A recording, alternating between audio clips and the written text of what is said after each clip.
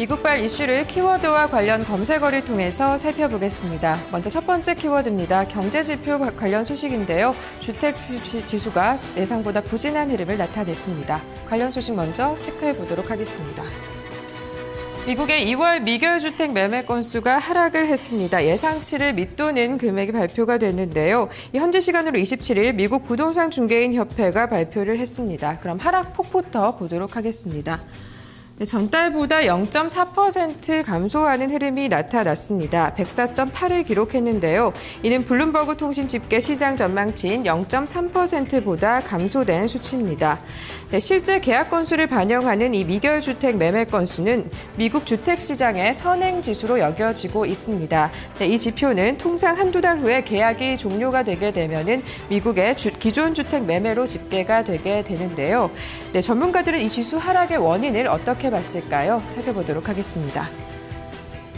전문가들은 은행 대출이 억제되면서 지수가 하락을 했다고 보고 있습니다. 벤저민 에이어스 이코노미스트는 주택 구입을 위한 은행 대출이 과도하게 억제된 상황이라면서 이러한 상황이 앞으로도 지속될 것으로 보여서 주택 구입 증가세가 다소 제한될 수 있다고 전했습니다.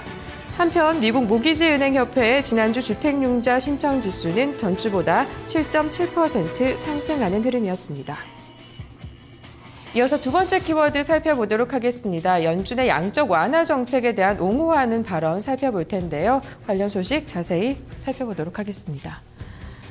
로젠그린 총재가 연내 양적 완화를 지속해야 한다라는 뜻의 발언을 했습니다.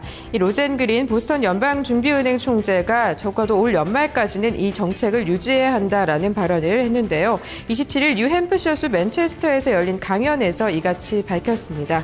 핵심 내용을 살펴보겠습니다. 그는 연준이 성장 속도를 늘리고 실업률을 낮추는 정책을 펴야 한다라고 전했는데요. 우리는 지속적으로 국채와 모기지 담보증권을 대규모로 매입하는 프로그램을 올해 내내 지속해야 한다고 덧붙였습니다.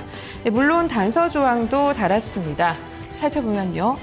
경제 상황에 따라서 이 규모는 조정이 가능하다라고 전했는데요.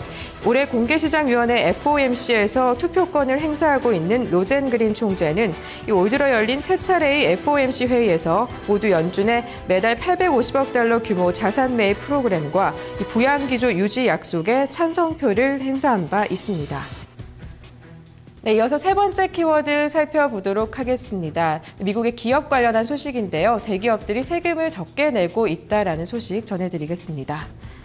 미국 대기업들의 흐름이 달라지고 있습니다. 기존에 세금을 냈던 것보다 좀 적게 내고 있는 흐름이 나타나고 있는데요. 이 40년 전에 냈던 세금의 절반도 되지 않는 세금을 내고 있다고 비춰졌습니다. 이 워싱턴 포스트에서 보도가 있었습니다. 대상 기업을 먼저 살펴보겠습니다. 워싱턴 포스트는 이 다우존스 지수를 구성하는 30개 우량 기업을 대상으로 이 분석을 했습니다. 세금 부담의 감소가 결정적으로 기업의 이익 증가에 기여했다라는 결론을 얻었다고 27일 보도를 했는데요. 이 분석 결과를 살펴보면 1960년대 말과 70년대 초에는 우량 기업들이 세금을 25%에서 50% 정도 자신의 이익에서 냈었습니다. 하지만 현재 이들 기업의 세금 부담 비중은 당시의 절반에도 못 미치는 것으로 나타났는데요.